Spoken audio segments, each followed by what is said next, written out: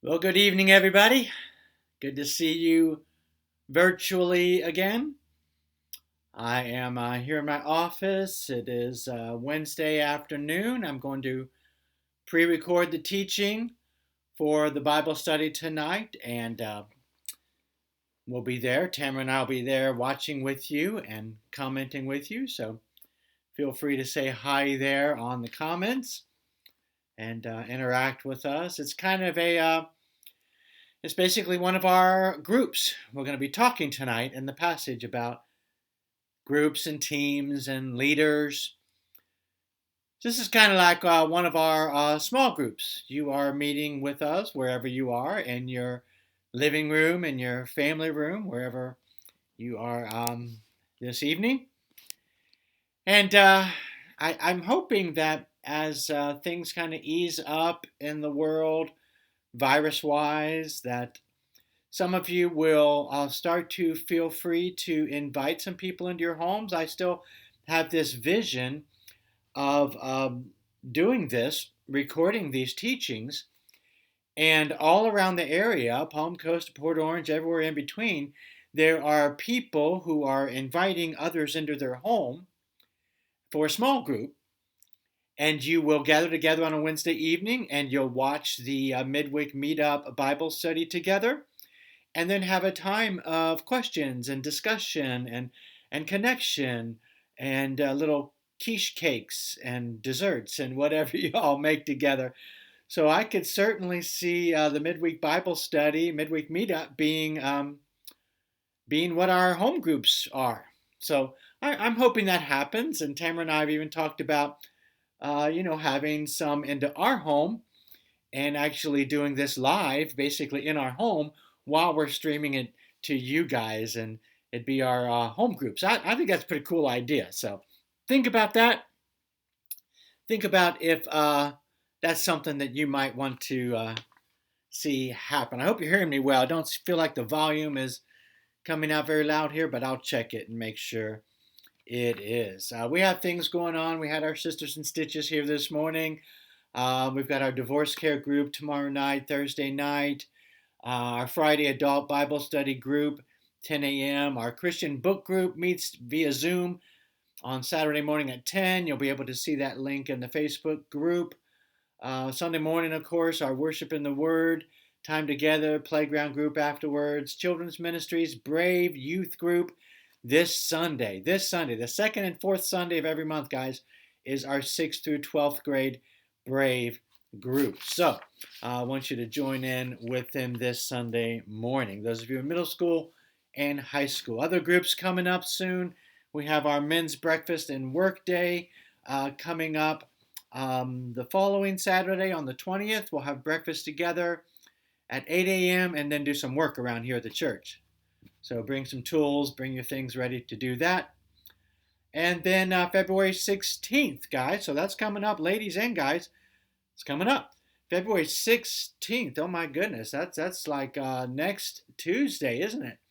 Wow. So next Tuesday at 10 a.m. in the morning, women, you are going to start a women's study group. 10 a.m. right here, February 16th, Tuesday, February 16th. And that night, guys, at 6:30 p.m., we're going to get together and pray. I've got curriculum picked out. So guys, 6:30, come and join us. We'll probably pray and fellowship for a while and start the study right around 7 o'clock. So guys, if maybe you can't make it right at 6:30, don't feel like you're too late. Come in there at 6:30, pray with us. But if you get there before 7, that's when we'll actually start the video and have our time of teaching and discussion together. So a lot of great things coming up, y'all. I'm loving what I'm seeing at the church, seeing people making their way back as they are feeling safe. So as you're feeling safe, vaccine or not, whatever you feel led to do there, hope to see you joining us back in person whenever you can at the chapel on Sunday mornings. We are going to be in 1 Peter chapter 5. We finished chapter 4. And so now we're going into chapter 5, verses 1 through 6. And now he says, a word to you who are elders in the church, in the churches. I too am an elder and a witness to the sufferings of Christ, and I too will share in his glory when he is revealed to the whole world. As a fellow elder, I appeal to you. Care for the flock that God has entrusted to you. Watch over it willingly, not grudgingly, not for what you will get out of it, but because you are eager to serve God. Don't lord it over the people assigned to your care, but lead them by your own good example. And when the great shepherd appears, you will receive a crown of never-ending glory and honor. Well, different church denominations and organizations use the term elder to mean different things. And just for those of you coming from different church backgrounds, you may relate to some of this. For some people in the church world, the word elders it's a group of businessmen who oversee all of the church's organizations and operations and ministries. Sometimes they are called the church board. And in some churches, sometimes they use the word deacons for this group as well. And sometimes, not always, but these elders are actually even over the church staff.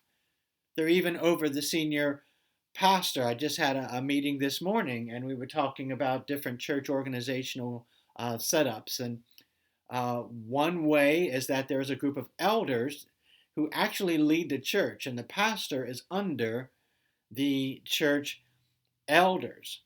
In other churches, though, elders are people who maybe have been saved a long time and they are seen as spiritual leaders. In some churches, deacons are the ones on the church board, and elders are a group of people who are seen as spiritual leaders, and they may or may not be on the church board. They may or may not be over the senior pastor and the staff. So different churches use this word elders differently. I'm just going to take a moment and kind of just tell you how we operate here at the chapel. We don't use the term elders really or deacons here at the chapel. We have a small group of leaders, and we call them the church council. And this is a group, we meet together, we try to meet monthly. If we don't meet monthly, we get together when we can. We look over the finances of the chapel. We look over, what the giving's been, what the expenses have been. We have a bookkeeper that details every penny. So we know to the penny where everything is going, it's coming in where it's going. So this group of leaders, we look over all of that. We talk about the business operations of the church. We talk about the overall ministries and vision of the chapel. This group, the church council, they're not over me as the senior pastor, but I am accountable to them. So they're not over me in hierarchy, but I am accountable to them. I respect their opinions. I greatly value their input. I want to hear from them. I want to hear them ask questions and give me their opinions. At any point, they know this, if I start to veer off into some crazy doctrine or unethical behavior or just starting behaving erratically, they are expected as leaders in the church to confront me and, if necessary, take steps to have me removed as the pastor. That is part of their responsibility. Those protocols are there. I don't believe we'll ever have that kind of an issue. We have a great relationship. I had someone challenge me one time. They said, who is it? Who is it on the church council that is your pain in the side, that is always there? And I said, we don't operate that way. We respect each other. We're friends. We talk about things. Sometimes we have disagreements, but we have great friendships together. So we have a great relationship. I just thought I'd take this passage to kind of just lay that out a little bit and say that that's how we operate here. I'd rather, though, use this passage not to talk about elders, but to talk about leaders. Leaders. We don't have a formal way that we choose leaders here at the chapel. I don't have leadership training. We don't have leadership classes.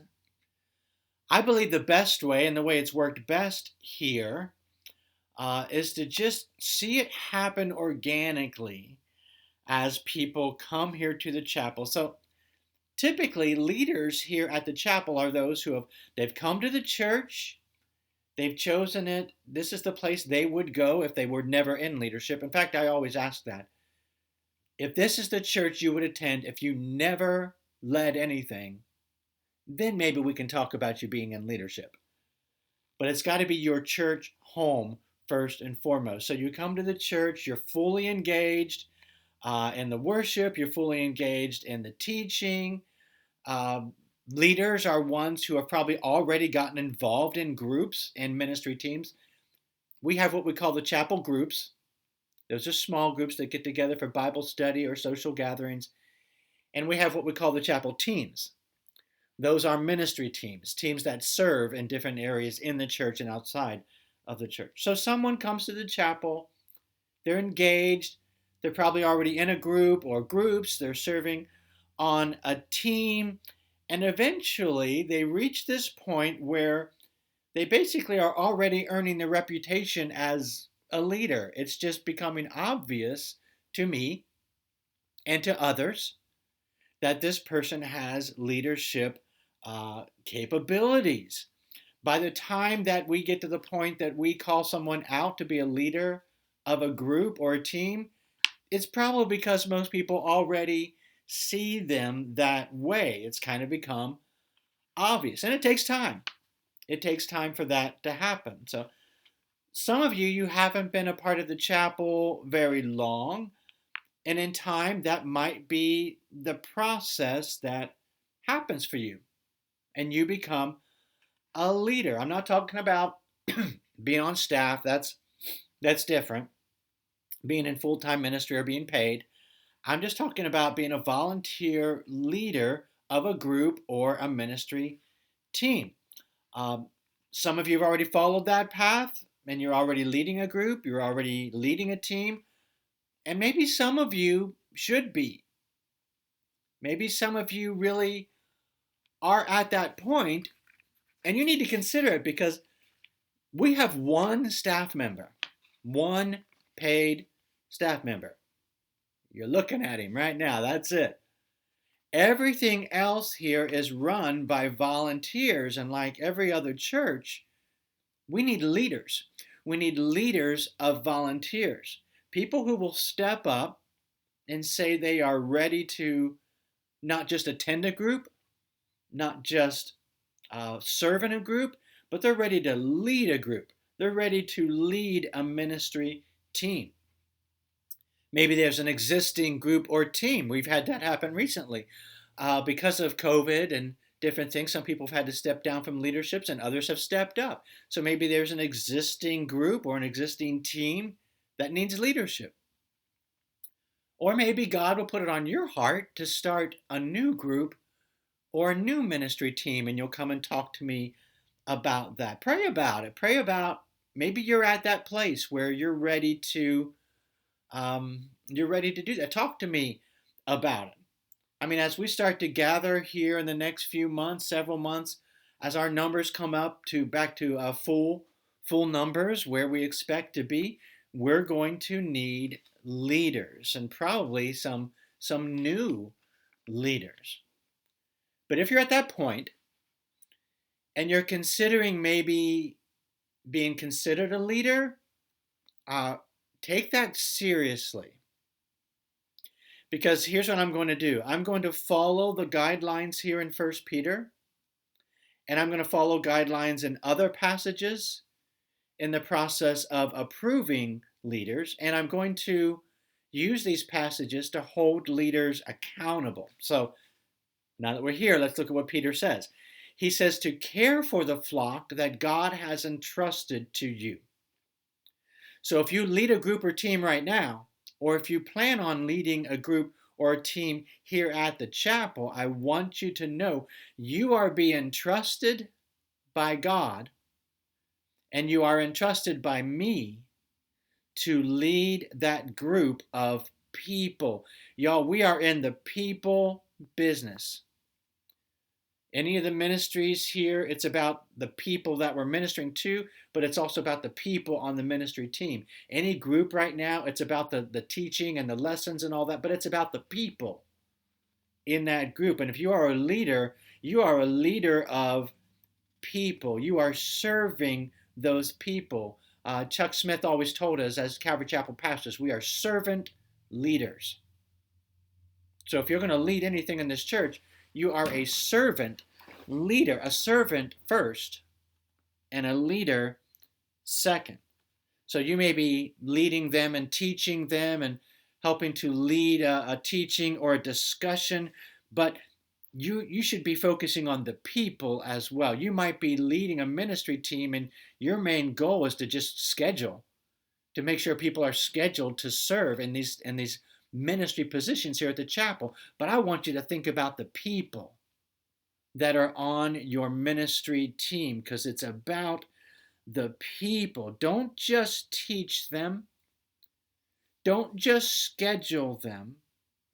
Really get to know them. Know the people on your team. I try to do that with the teams that I am personally involved in leading.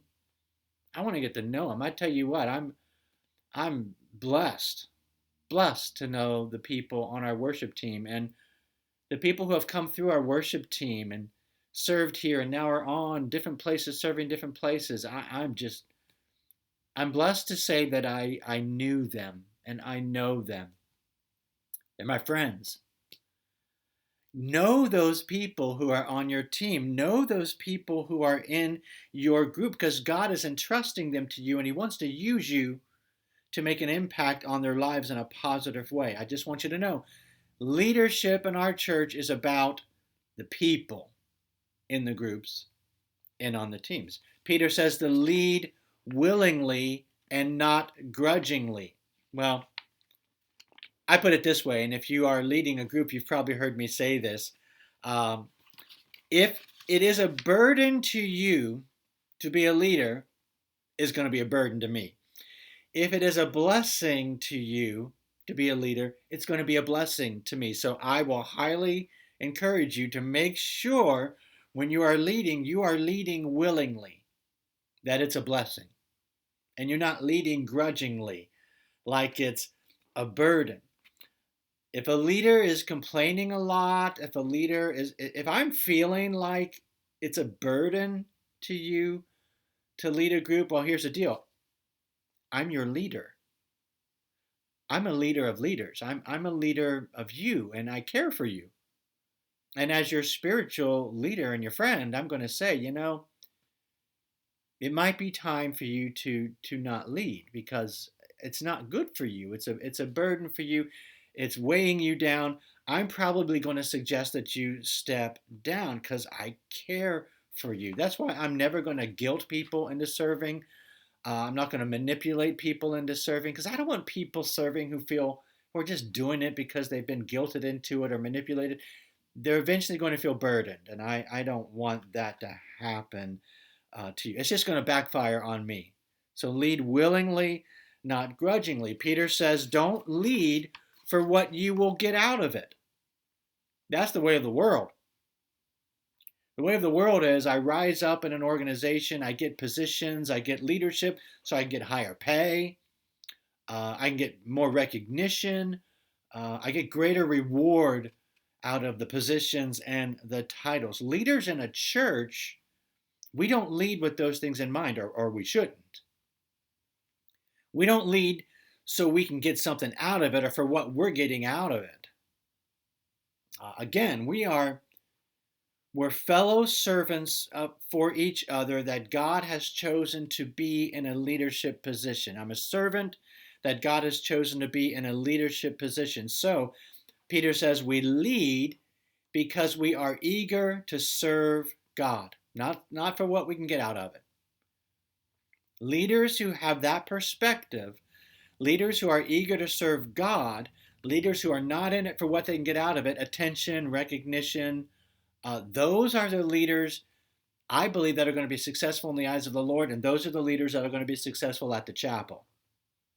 They don't really looking to get anything out of it. You're not looking for the plaques. You don't want to have a pew named after you. You're just serving. You're serving because you're eager to serve God. Peter says, "Don't lord over people, but lead them by your own good example." Lords make demands. Lords rule and reign. And some leaders in church are more like lords than leaders. And it's not, sometimes it's the senior pastor who's more of a lord than a leader. I'm not comfortable with that. I was never comfortable with that, serving someone that lorded it over us. Some people, it's not just senior pastors, though. Sometimes there are people in a church, they may only have a few people in their group or a few people in their ministry team, and they're still acting like lords. I had somebody come to me one time in a group, they were leading a group, and they came to me and said, "Well, my people don't agree with what you're doing." And I was kind of taken aback. I said, "You got people? When did you get people? You're not supposed to have people. I don't even have people. I'm a pastor, but I don't have people. We don't lord over people. People don't belong to us. We are serving people." So sometimes it's the senior pastor, sometimes it's people that just lead a few people. They're making demands. But here's what they're not doing. They're not leading from a good example. And that's what Peter says. Don't lord, but lead from a good example. So if you're going to lead in this church, you're going to lead with a good example of servanthood, a good example of humility. Those are the leaders that are going to do well in our church. We don't have leadership training. We just let it happen naturally. So usually what happens, not always, but usually the ones that just want to lord over people, we can kind of see that, and those people kind of get weeded out, and they never really reach leadership at the chapel. I mean, we'll talk about it in the church council. If there's someone who looks like, if I'm thinking that there's someone who looks like they're kind of raising themselves up to a position of leadership, I'm going to talk to the church council. And I'm going to say, "Do you guys know this person? Maybe you know them better than me. Do you have any checks? What kind of person are they?" I may go to a group leader or a ministry team leader and say, "Hey, I see this one person seems to be, maybe they're rising up. What do you think? Do they follow well?" So typically we can see those things happening. Peter says those kinds of leaders that follow that good example that he just laid out will receive a crown of never-ending glory and honor when the great shepherd appears. I don't know about you, but never-ending glory and honor sounds way better than any kind of glory and honor that I can get here and now. I used to want glory and honor here. Y'all, we all go through that. I was talented, I was gifted in certain areas. And so you start to think, I'm going to be one of those that gets the glory and honor here. And so, I probably was chasing after that at one time. And then I saw what it looked like to get that. And it's just empty. Never ending glory and honor from the great shepherd when he appears. Okay, that is worth living for. Temporary glory and honor here and now. You know what? I figure if you chase after that, just realize how fleeting that is. They're going to give you temporary glory and honor, and then they're going to give it to somebody else. And they're going to give it more to other people. So it's so temporary, it's so fleeting. I would rather strive for the never-ending glory and honor that comes from the great shepherd. How do I do that? By following this example of leadership, by leading the way Peter is telling me to lead here in this passage, not lording over people, not looking for what I can get out of it, eager to serve God, loving people. All right, that part of the passage was about leadership. What about those who aren't in leadership? Verse 5. In the same way, you who are younger must accept the authority of the elders. And all of you, dress yourselves in humility as you relate to one another. For God opposes the proud, but gives grace to the humble. So humble yourselves under the mighty power of God, and at the right time, He will lift you up. In honor, he says, give all your worries and cares to God, for He cares about you. Well, so for our purposes, I'm not talking about younger in age. I'm talking about leaders, and I'm talking about those who maybe are younger spiritually, or just in a place of your life that you're not ready to be in leadership. I've seen some churches put people in leadership positions, leaders of groups and teams, who were not spiritually ready for those positions. And in my opinion, that's not good for the church, but it's not good for that person. It's not good for that person who's not spiritually ready to be put in a position of leadership. It's just setting them up for failure. It's just going to be bad for them and for the church. And so for those who aren't ready to lead, and it may be because you're new in the faith, or younger in the faith, or just haven't grown in the faith, or it might be because you're just in a place of your life when you don't have the time and energy and resources to be in leadership. There are some of you right now who you are going to be incredible leaders here at the chapel. But you're in a place right now, and it might be because you're just really busy with career and kids. A lot of times, parents, you are leaders of kids. And if you've got kids, that's your number one place of servant leadership. And I don't want, as a pastor, to take away from that. And so you may be spending all your time and energy just being a leader in your family. And that's awesome. And one day, when maybe your kid's a little older, you'll be able to step up and be leaders here at the church. So maybe you're just not in a place of life where you're ready to be a leader. I would say you still need to find a way to be a part of a group or a ministry team here at the chapel. Find a way, with whatever time and energy and resources you have. It's good for you to be involved in some way. There are groups that meet weekly. There are groups that meet monthly. There's groups that meet on Zoom. You can find a group to be a part of. You can find a ministry team to be a part of. There are ministry teams where you only have to, one Sunday a month, you can be here. You're coming to church anyway, hopefully. One Sunday a month at least, you could serve at the Welcome Center, serve at the Coffee Center, serve in the children's ministries. There are ways you can serve in a ministry team. There are ministry teams that serve where you don't even have to be here on a Sunday.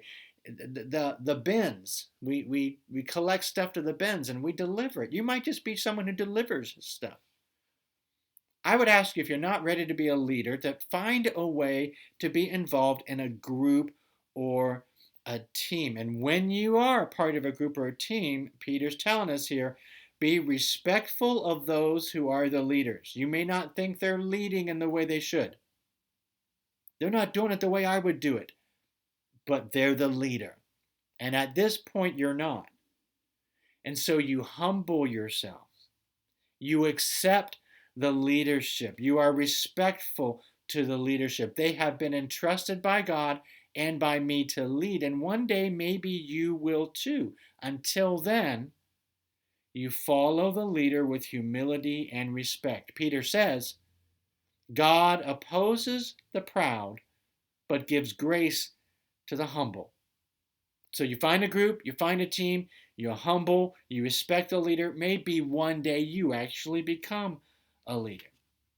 And whether you're part of a group or team, or you're a leader of a group or a team, we're all servants together. I am a member of this church. I attend this church. God has chosen me to be a servant of Him. He's chosen me to be a servant for the chapel. He's chosen me to be a servant for all of you. All of you who have chosen the chapel as your home church, God has chosen you to be a servant of God. He's chosen you to be a servant of the chapel, and He's chosen you to be a servant for each other.